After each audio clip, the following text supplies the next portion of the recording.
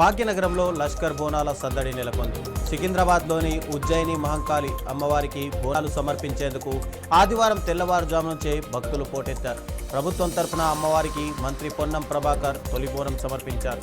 బోనాలు సమర్పించేందుకు వచ్చిన భక్తులతో సికింద్రాబాద్ పరిసర ప్రాంతాల్లో సందడి నెలకొంది. సికింద్రాబాద్ ఉజ్జయిని మహంకాళి బోనాల జాతర ఘనంగా జరుగుతోంది. సీఎం రేవంత్ రెడ్డి తదితరులు అమ్మవారిని దర్శించుకున్నారు. ఆలయ పూజారులు సీఎం పేరిట ప్రత్యేక పూజలు నిర్వహించి తీర్థ ప్రసాదాలు అందించారు. ఆలయ పరిసరాలన్నీ భక్తులు పలహారం పండ్లు, శోభాయాత్రలు, శివసత్తుల పూనకాలు, పోతురాజుల విన్యాసాలతో కోలాహలంగా మారిపోయాయి. బోనాల వేడుకల్లో భాగంగా సికింద్రాబాద్ ఉజ్జయిని మహంకాళి అమ్మవారిని బీఆర్ఎస్ వర్కింగ్ ప్రెసిడెంట్ కేటీఆర్ దర్శించుకున్నారు. హైదరాబాద్, సికింద్రాబాద్ జంట నగరాల ప్రజలు ఎంతో భక్తి శ్రద్ధలతో బోనాలు సమర్పించుకుంటున్నారని అన్నారు. రాష్ట్రంలో సమృద్ధిగా వర్షాలు కురవాలని, రైతులు సుభిక్షంగా ఉండాలని అమ్మవారిని ప్రార్థించారని కేటీఆర్ అన్నారు. సికింద్రాబాద్ ఉజ్జయిని మహంకాళి అమ్మవారిని టీపీసీసీ అధ్యక్షుడు ఎమ్మెల్సీ మహేష్ కుమార్ గౌడ్ కుటుంబ సమేతంగా దర్శించుకున్నారు. అమ్మవారికి ప్రత్యేక పూజలు నిర్వహించిన ఆయనకు ఆలయ అర్చకులు వేద మంత్రోచ్చారణలతో ఆశీర్వాదాలు అందించి తీర్థ ప్రసాదాలు అందజేశారు. శంషాబాద్ జీహెచ్ఎంసీ పరిధిలో ఆషాఢమాసం బోనాల ఉత్సవాలు వైభవంగా కొనసాగుతున్నాయి. ఉదయం నుంచే మహిళలు బోనాలతో ఆలయాల వద్ద బార్లు తీరారు. ప్రతి ఇంటా పండుగ వాతావరణం నెలకొనగా అమ్మవారికి మేకపోతులు, నాటుకోళ్లను సమర్పించి మొక్కులు చెల్లించుకుంటున్నారు. మంచిర్యాల జిల్లా లక్సెట్టిపేట పట్టణంలో బోనాల సంబరాలు జరిగాయి. డప్పు చప్పుళ్ల మధ్య భక్తులు పోచమ్మ తల్లికి బోనాలు సమర్పించి ప్రత్యేక పూజలు నిర్వహించారు. ఊరి శ్రేయస్సు, ప్రజల సుఖ సంతోషాల కోసం ప్రతి ఏటా సంప్రదాయబద్ధంగా బోనాలు సమర్పించడం ఆనవాయితీగా కొనసాగుతుందని భక్తులు తెలిపారు. వికారాబాద్ జిల్లా తాండూరు పట్టణంలో శాంతి భద్రతల పరిరక్షణే లక్ష్యంగా డీఎస్పీ నర్సింగ్ యాదయ్య ప్రత్యేక తనిఖీలు నిర్వహించారు. పట్టణ సీఐ, ఎస్ఐలతో కలిసి బస్ స్టేషన్, రైల్వే స్టేషన్ పరిసరాల్లో విస్తృతంగా తనిఖీలు చేపట్టి అనుమానాస్పద వ్యక్తులను పరిశీలించారు. అసాంఘిక కార్యకలాపాలకు అడ్డుకట్ట వేసేందుకు ఈ చర్యలు చేపట్టినట్టు డీఎస్పీ తెలిపారు. భద్రాద్రి కొత్తగూడెం జిల్లాలో భారీ పెట్టుబడి మోసం కేసును పోలీసులు ఛేదించారు.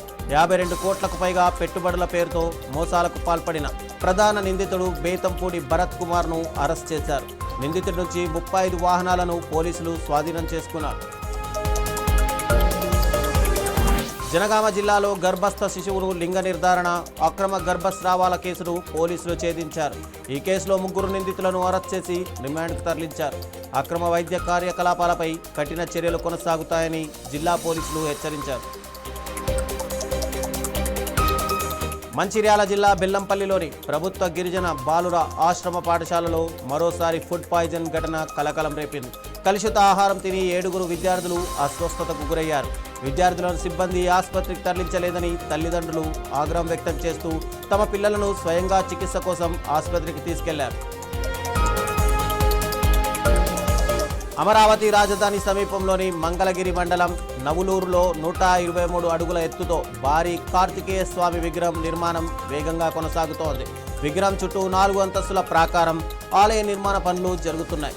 దాతల సహకారంతో నిర్మిస్తున్న ఈ ప్రాజెక్ట్ త్వరలోనే పూర్తి చేసి భక్తులకు అందుబాటులోకి తీసుకురానున్నారు. మెదక్ జిల్లాలోని ఏడుపాయల ఆలయంలో ఆషాఢమాసం 3వ ఆదివారం సందర్భంగా భక్తుల రద్దీ నెలకొంది. ఫలాంబరి దేవిగా దర్శనమిస్తున్న అమ్మవారిని భక్తులు తెల్లవారుజాము నుంచే దర్శించుకుంటున్నారు. వివిధ రకాల ఫలాలతో అమ్మవారిని అర్చకులు విశేషంగా అలంకరించారు. నిజామాబాద్ జిల్లాలో మంత్రులు ఉత్తమ్ కుమార్ రెడ్డి, శ్రీధర్ బాబు ఎస్ఆర్ఎస్పీ ప్రాజెక్టును సందర్శించి నీటి మట్టం, వరద ప్రవాహాన్ని పరిశీలించారు.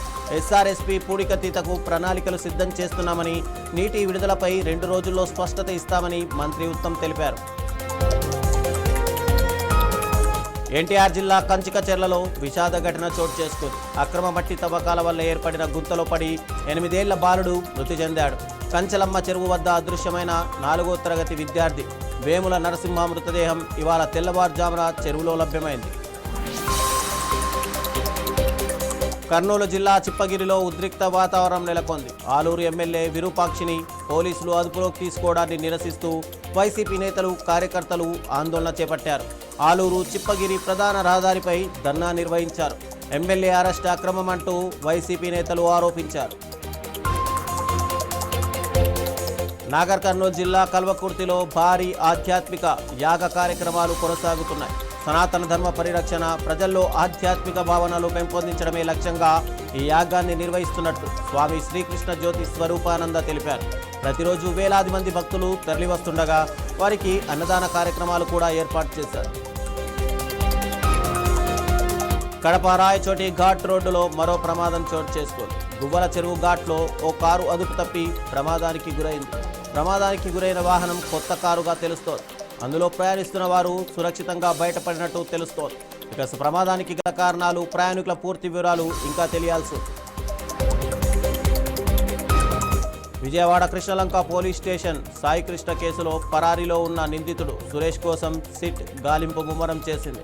నిందితుడి వివరాలు, ఫోటోను విడుదల చేసిన సిట్ అతడి ఆచూకీ తెలిస్తే వెంటనే పోలీసులకు సమాచారం ఇవ్వాలని ప్రజలను కోరింది. నిందితుడిని పట్టుకునేందుకు ప్రత్యేక బృందాలతో విస్తృతంగా గాలిస్తున్నామని తెలిపింది. జయశంకర్ భూపాలపల్లి జిల్లాలోని కాళేశ్వరం వద్ద ప్రాణహిత, గోదావరి నదులు ఉధృతంగా ప్రవహిస్తున్నాయి. పుష్కర ఘాట్ల వద్ద దాదాపు 10 మీటర్ల ఎత్తులో వరద ప్రవాహం కొనసాగుతోంది. మేడిగడ్డ లక్ష్మీ బ్యారేజీకి భారీగా వరద నీరు చేరుతుండటంతో 85 గేట్లు ఎత్తి 5,52,600 క్యూసెక్కుల నీటిని దిగువకు విడుదల చేస్తున్నారు. జయశంకర్ భూపాలపల్లి జిల్లా కాళేశ్వరం గోదావరిలో విషాద ఘటన చోటు చేసుకుంది. పుణ్యస్నానానికి వచ్చిన భక్తుడు నీటిలో మునిగి మృతి చెందాడు. గోదావరిలో స్నానం చేస్తుండగా ప్రవాహానికి కొట్టుకుపోయి శ్రీనివాసరెడ్డి మృతి చెందారు. భార్య ఫిర్యాదు మేరకు పోలీసులు కేసు నమోదు చేసి దర్యాప్తు చేపట్టారు. తిరుపతిలో వైసీపీ దళిత సంఘాల ఆందోళన చేపట్టాయి. అవిలాల దళితులపై జరిగిన దాడులకు నిరసనగా తిరుపతి రూరల్ పోలీస్ స్టేషన్ ఎదుట రోడ్డుపై బైఠాయించి నిరసన తెలిపారు. ఈ ఆందోళనలో వైసీపీ నేత భూమన కరుణాకర్ రెడ్డి పాల్గొన్నారు. దాడికి పాల్పడిన వారిపై చర్యలు తీసుకోవాలని డిమాండ్ చేశారు. ఆలూరు ఎమ్మెల్యే విరూపాక్షి అరెస్టుకు నిరసనగా కర్నూలు జిల్లా చిప్పగిరిలో వైసీపీ శ్రేణులు ఆందోళన చేపట్టాయి. కూటమి ప్రభుత్వ రాజకీయ కక్షతోనే ఎమ్మెల్యేపై అక్రమ కేసులు పెట్టిందని వైసీపీ నేతలు ఆరోపించారు. ఎమ్మెల్యేను వెంటనే విడుదల చేయాలని డిమాండ్ చేస్తూ నిరసన తెలిపారు. ములుగు జిల్లా నుంచి తల్లిపాల ప్రాముఖ్యతపై మంత్రి సీతక్క పిలుపునిచ్చారు. ఆగస్టు 1 నుంచి 7వ తేదీ వరకు నిర్వహిస్తున్న ప్రపంచ తల్లిపాల వారోత్సవాలను విజయవంతం చేయాలని కోరారు. బలమైన భవిష్యత్తుకు తల్లిపాలే పునాది అని పేర్కొన్న మంత్రి ప్రతి తల్లి ప్రసవం అనంతరం గంటలోపే శిశువుకు తల్లిపాలు అందించాలని సూచించారు. నాగర్ కర్నూలు జిల్లా కొల్లాపూర్ మండలం సోమశిల వద్ద సంగమేశ్వర ఆలయాన్ని కృష్ణా జలాలు చుట్టుముట్టాయి. ఎగువ ప్రాంతాల్లో కురుస్తున్న భారీ వర్షాలతో జూరాల, తుంగభద్ర నుంచి శ్రీశైలం జలాశయానికి వరద ప్రవాహం పెరిగింది. దీంతో సంగమేశ్వర ఆలయ పరిసరాలు జలకలను సంతరించుకున్నాయి. హనుమకొండ జిల్లాలో దారుణ ఘటన కలకలం రేపింది. కుటుంబ కలహాల నేపథ్యంలో ఓ వ్యక్తి తన భార్యను అత్యంత కిరాతకంగా హత్య చేసిన ఘటన కాకతీయ యూనివర్సిటీ పోలీస్ స్టేషన్ పరిధిలో చోటు చేసుకుంది. 6 ఏళ్ల క్రితం ప్రేమ వివాహం చేసుకున్న ఈ దంపతులకు 2 చిన్నారులు. కేసు నమోదు చేసిన పోలీసులు నిందితుడిని అదుపులోకి తీసుకొని విచారిస్తున్నారు.